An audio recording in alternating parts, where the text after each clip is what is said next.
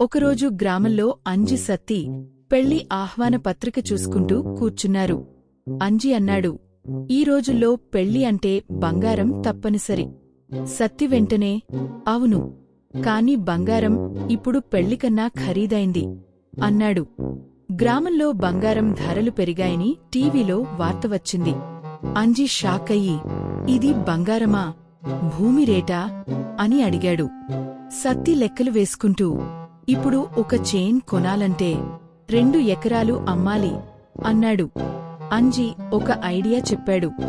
మన ఇంట్లో ఉన్న పాత బంగారం చెక్ చేద్దాం. ఇద్దరూ అల్మారా తెరిచి చూశారు.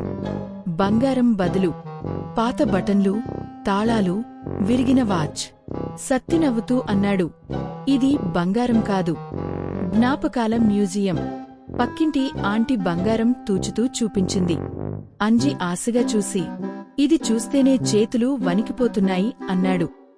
సాయంత్రం అంజి నిర్ణయం తీసుకున్నాడు. బంగారం కొనడం కాదు, బంగారం గురించి మాట్లాడే అర్హత మనకు లేదు అన్నాడు. సత్తి నవ్వుతూ జోడించాడు, అందుకే మన పెళ్లి ఫంక్షన్లో ఇప్పుడు బిల్డప్ ఎక్కువ, ఆభరణాలు తక్కువ కనిపిస్తున్నాయి. చివరికి వాళ్ళు ఒక విషయం అర్థం చేసుకున్నారు.